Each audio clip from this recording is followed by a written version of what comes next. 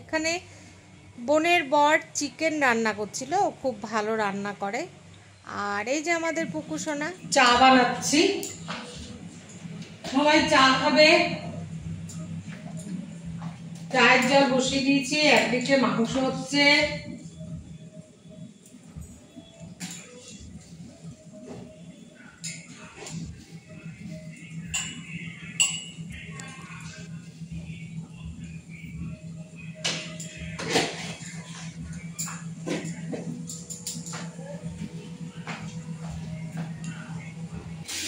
এখানে আদা আর তেজপাতা দিয়ে একবারে আমি চা পাতি দিয়ে বেশি করে ফুটাচ্ছি, ওরা কড়া চা খায়। আর আমার বোনের বর হচ্ছে চিনি বেশি খায়, তার জন্য এক একজনের কাপে এক এক রকম যাবে।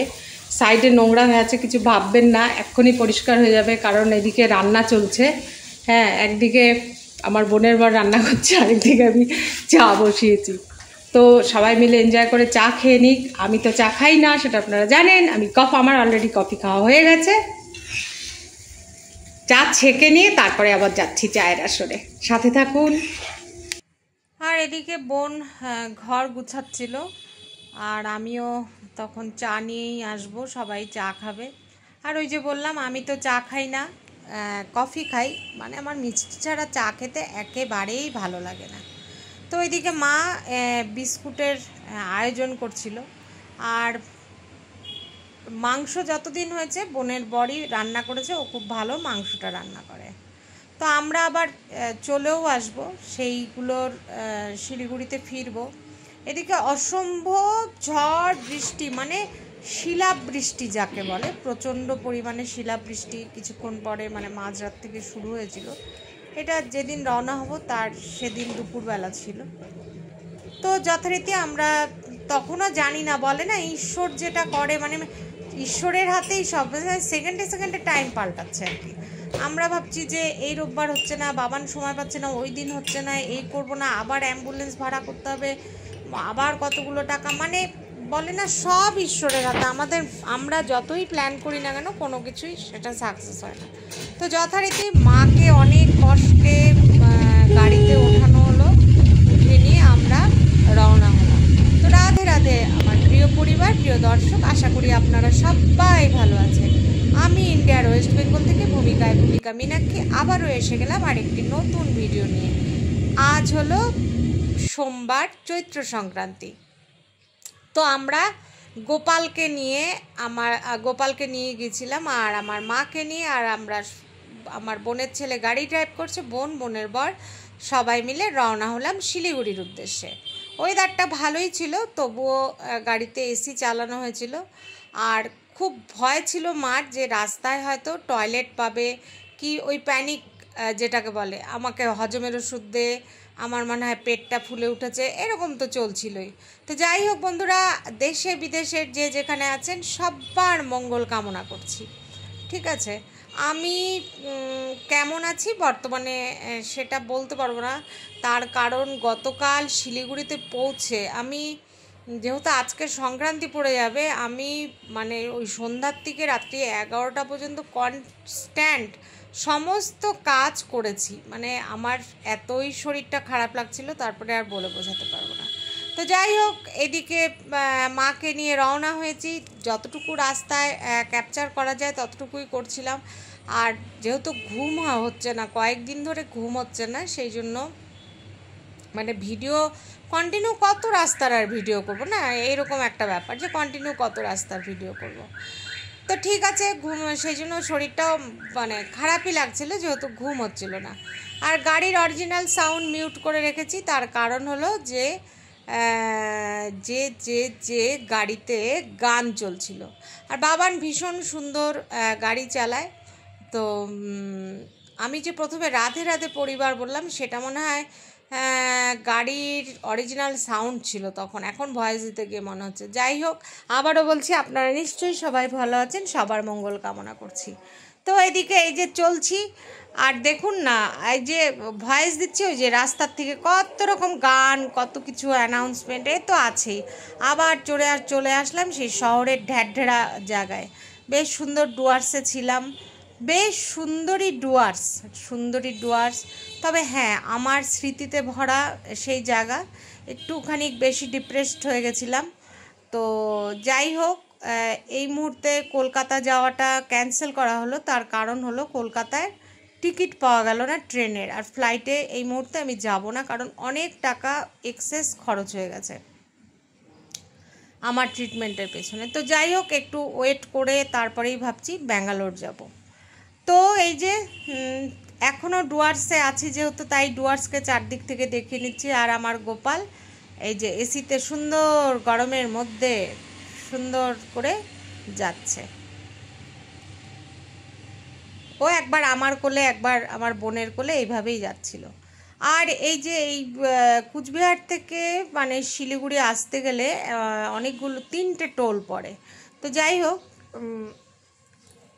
অনলাইনে টোলের মনে হয় টাকাটা দেওয়া হলো, সেটাই আমি দেখলাম।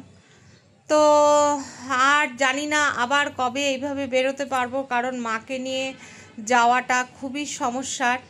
আর কয়েকদিন আগে একটা কমেন্ট এসেছিল যে শিলিগুড়ি ছেড়ে পালালেন কেন? তো না, আমি পালাইনি, আমি একটুখানি নিজের মানসিক পরিবর্তন করতে গিয়েছিলাম। তার কারণ হলো যে আমি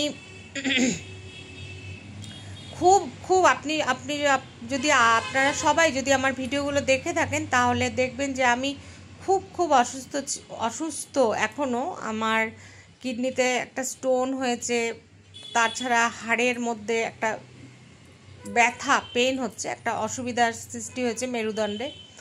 তো যেহেতু কিডনির মধ্যে সিস্টের ভেতরে স্টোনটা, সেটা অপারেশন করতে হবে, তার নানা রকম ঝামেলা। সেই জন্য কিছুদিনের জন্য একটুখানি, বহুত বছর হয়েছে আমি বেরোই না বাড়ির থেকে। তো সেই জন্য একটুখানি মানসিক অবসাদ কাটাতে আমি ডুয়ার্সে গিয়েছিলাম। ঠিক আছে, তো আমাকে তো শিলিগুড়ি ফিরতেই হবে, আমি তো শিলিগুড়িতেই থাকি, তাই না? তো এইটা কোনো কথা না। যাই হোক, আমি এইগুলো তো কমেন্ট আসবেই, পালাইনি বন্ধু, আবারও এই যে ফিরে চলেও এসেছি। সরি। তো এই যে সুন্দরী ডুয়ার্স চলছে।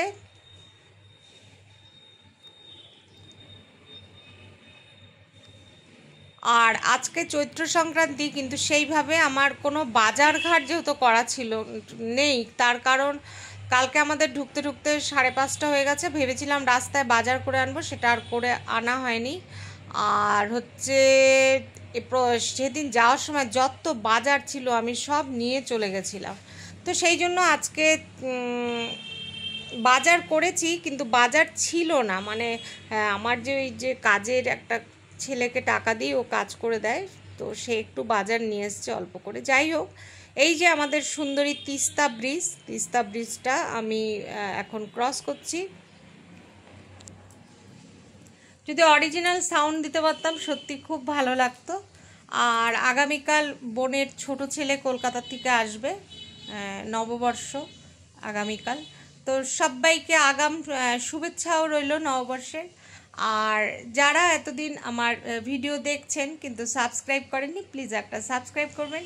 আর ভিডিওটা কেমন লাগলো জানাবেন। আমি সত্যি খুব ছোট ছোট করে ভিডিও দিই, বা অনেক দিন হচ্ছে ভিডিও দিতেও পারছি না, একটু সময়ের হেরফের, রেগুলারিটি মেনটেন করতে পারছি না। তো যাই হোক, এই যে শিলিগুড়িতে ঢুকে গেলাম, ঠিক আছে। তো যতখানি পেরেছি নিতে ভিডিও চেষ্টা করেছি। আপনারা আমার পাশে থাকবেন, লাইক করবেন, কমেন্ট করবেন, সাবস্ক্রাইব করবেন, হ্যাঁ পারলে একটু শেয়ার করবেন। এই যে মায়ের বড় নাতি মাকে আস্তে আস্তে নামাচ্ছে, আমি এর মধ্যে গাড়ির থেকে নেমে গিয়ে উপরে 3rd ফ্লোরে ফ্ল্যাট দরজা খুলে একটা চেয়ার নিয়ে আসলাম, কারণ ভাবলাম যে চেয়ারে বসিয়ে মাকে ওঠাতে হবে। কিন্তু মা আজকে খুব অবাক করে দিয়েছে, মিরাকেল একটা হয়েছে। চলুন সেটা দেখতে থাকি। তো এই যে মা খুব আস্তে আস্তে হেঁটে যাচ্ছিল। তো দিন দিন না মা তো মানে মানসিক ভারসাম্যটা দিন দিনই মনে হয় হারাচ্ছে। যাই হোক, তো বয়স হলে সেটা হবেই।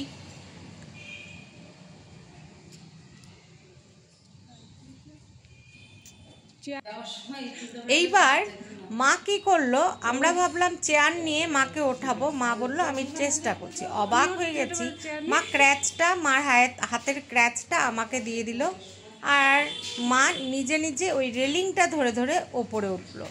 এবং সত্যি কথা বলতে কি পুরোটাই উঠেছে। তবে আমরা যেটা বুঝলাম যে মা নামতে গিয়ে নামতে পারে না, তার কারণ বলে যে নিচের দিকে তাকালে মায়ের মাথা ঘোরে, আর ডান হাতে যেহেতু ক্র্যাচটা থাকে সেই হেতু আমার মনে হয় ক্র্যাচটা নিয়ে অসুবিধা হয়, যার জন্য আমরা অ্যাম্বুলেন্স ভাড়া করে কিন্তু প্রথম দিন গিয়েছি অনেকগুলো টাকা নিয়ে। তো যাই হোক, আজকে তো মা অবাক করে দিল যে নিজে হেঁটেই ওপরে উঠলো। এই ফ্ল্যাটে যেদিন সেপ্টেম্বরে আমরা প্রথম এসেছি 1 সেপ্টেম্বর, সেদিনও মাকে কোলে করে তুলতে হয়েছে। তো মা এরকমই নিজে যদি চলাফেরা করতে পারে তাহলে তো খুব খুব ভালো হয়। আর তারপরে এই যে ঘরে ঢোকার পরে তারপর থেকে যে আমার যুদ্ধ শুরু হয়েছে, মানে কি বলবো, আমার মানে মেয়ে তো রাগারাগি করছে যে আবার সেই শেক, আবার সেই ব্যথার ওষুধ। এই শেক ব্যথার ওষুধটা একদম ওই হাড়ের যে আমার একটা নার্ভের প্রবলেম হয়েছে, বা হাড়ের যে একটা ওই জলের লিড তুলতে গিয়ে গিয়ে হাড়ের একটা ক্ষতি হয়েছে, সেইটার জন্য ব্যথা হচ্ছে। এসে অনেক কাজ বাকি, বোন রয়ে গেল, বোনের ছেলে আর বোনের বর বেরিয়ে গেছে। আমি তো এদিকে ঝাড় পোছ, কারণ আজকে চৈত্র সংক্রান্তি, আজকে কিছুতেই আমি এখন ভয়েস দিচ্ছি, আজকে পরিষ্কার করতে পারবো না, তাই কালকে যত রাত্রি হয়েছে না কেন আমি কালকে যত দূর সম্ভব কাজ করেছি। আর সবচেয়ে বড় কথা কি, আমি বেশি কাজ করলে না সেদিন আমার ঘুম আসে না, একদম সারা রাত এক ফোঁটাও ঘুম হয়নি। এবার এতদিন বাড়িতে ছিলাম না, একদিনে সমস্ত চাপ পড়েছে, ভাবতেই পারছেন যে কতখানি আমাকে পরিশ্রম করতে হয়েছে। ঠিক আছে, তো মানে আমি বিধ্বস্ত, আমি আর মানে পারছি না আর কি। তো এবার নববর্ষের বাজার মেয়ে করেই দিয়ে গেছিলো, জামা, নাইটি, তারপরে হচ্ছে এটা আপনাদের দেখিয়েছি, ঘরে বিছানার চাদর পত্র এগুলো করেই দিয়ে গেছিলো। তো মানে হ্যাঁ, কিছুটা পেতেছি আর কিছুটা পাতিনি, বললাম যে তোরা আবার সব পেতে নোংরা করার তো দরকার নেই। তো সেইটা আগামীকালের ব্লগে দেখাবো যে কিভাবে আবার ঘর গোছালাম, কারণ আগামীকাল ভোরবেলায় আমার ছোট ভাগনা আসবে, তো সেই হিসাবেই। তো এদিকে ঘর গোছাতে গোছাতে আমার রাত্রি প্রায় 11টা বেজে গেছিলো ঘর পরিষ্কার করতে। এটা আজ সকাল মানে সোমবার, আমি যথারীতি ঠাকুর ঘরে ঢুকে গেছি, স্নান টান করে বাসি কাজ সেরে অনেক ভোরে উঠেছি, প্রচুর নেমেছে কাপড় জামা, তো সেগুলো অনেক আজকে ধুয়েছি, আরও যে কদিন লাগবে জানি না। এদিকে পায়েস বসিয়েছি, পায়েস ঠাকুরকে দেব, আর সবার সেটা ব্রেকফাস্টও হয়ে যাবে একবারে। প্রসাদটাই তো ব্রেকফাস্ট হয়ে যাবে, প্রসাদটা ব্রেকফাস্ট হয়ে যাবে। তো এদিকে পায়েসও প্রায় নামার অপেক্ষায় রয়েছে। হ্যাঁ, তো আপনাদের সবার কমেন্টসের উত্তর পেতে ভীষণ ভীষণ ভালো লাগছে। আর হ্যাঁ, লাস্ট কমেন্টসের উত্তরগুলি আমার দেওয়া হয়নি, এখন থেকে চেষ্টা করব রেগুলার ভিডিও দিতে, কারণ ওইখানে নেটওয়ার্কের আমার খুব সমস্যা হয়ে গেছিলো, তাই ভিডিওটা দিতে আমার অসুবিধা হয়ে গেছিলো। হে কৃষ্ণ করুণা সিন্ধু দীনবন্ধু জগৎপতে গোপেশ গোপিকাকান্ত রাধাকান্ত নমস্তুতে। তো এইভাবেই সবাই আবার সাথে থাকবেন, পাশে থাকবেন, ভালো থাকবেন। হ্যাঁ, আর কি, তাহলে আজকের মতো আসি, রাখছি, টাটা, বাই বাই।